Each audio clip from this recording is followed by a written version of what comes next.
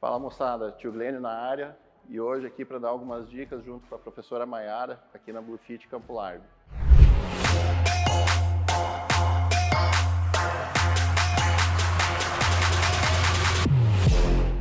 A gente escolheu falar sobre o agachamento de squat, né? É um exercício bem complexo, bem difícil de executar e acaba gerando muitas dúvidas entre os alunos da academia.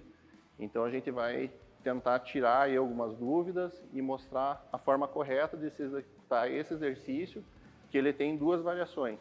O modo tradicional, fazendo com o apoio das costas, ou fazer invertido na máquina, simulando o agachamento frontal. Então a gente vai começar aqui o vídeo falando sobre o V-Squat do modo tradicional, que é com o apoio das costas, né?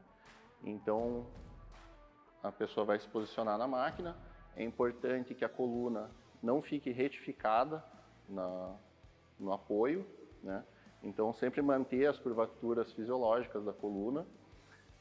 A força, muita gente aplica força nas costas, e isso também ajuda a retificar a coluna, o que é errado, porque foge um pouco do padrão do movimento do agachamento, onde a gente tem que aplicar a força para cima. Então a gente vai fazer a força na parte superior aqui dos ombros, e a gente vai dividir a força em 4 apoios. Os 2 ombros e as 2 mãos também vão ajudar fazendo a força.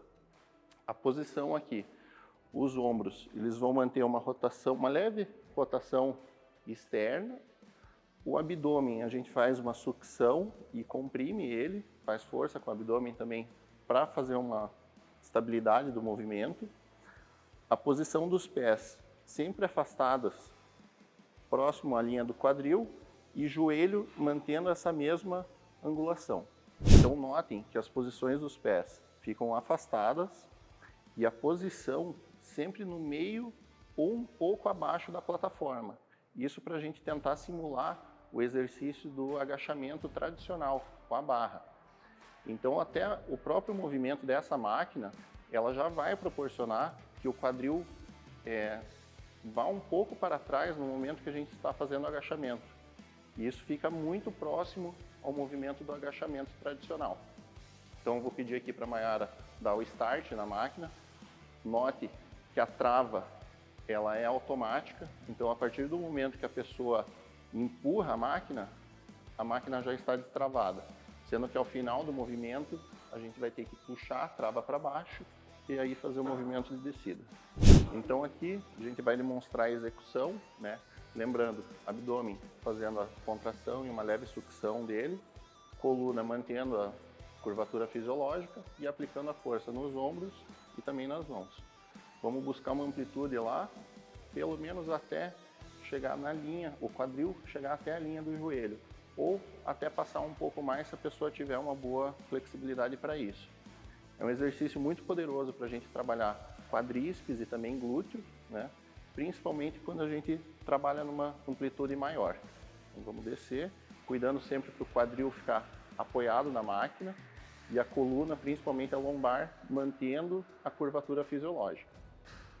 Então aqui a gente falou, né, da amplitude do movimento, principalmente na fase baixa do movimento, e vale lembrar também que na fase concêntrica, ou seja, quando a gente está fazendo a contração do músculo, evitar fazer a hiperextensão do joelho.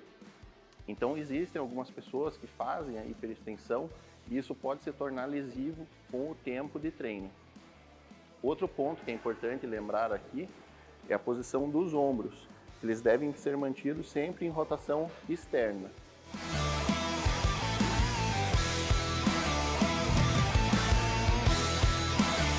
Agora a gente vai falar sobre o agachamento frontal realizado aqui no V-Squat. O que acontece? O agachamento frontal ele vai enfatizar muito mais a musculatura do quadríceps por conta do grau maior de flexão do joelho que a gente vai ter durante a execução. Então vamos pedir aqui para a Maiara se posicionar na máquina. As mesmas orientações para o primeiro agachamento valem para esse daqui também. Então a posição do ombro sempre numa rotação externa, a força sempre dividida entre os ombros e as mãos, o abdômen fazendo a sucção e ela vai agachar. Note que o primeiro movimento vai vir aqui no joelho e tornozelo. O quadril não é projetado para trás, porque isso daqui é um movimento puro do agachamento frontal. O erro comum aqui, qual é? Que as pessoas acabam colocando muita carga e projetam o quadril muito para trás. Dessa forma, você fica com um movimento anti-anatômico. Então você muda muito o vetor de força do exercício e fica um exercício diferente do que era o agachamento frontal. Já nem enfatizando tanto o quadríceps, jogando muito mais força para a cadeia posterior, para lombar e para glúteo.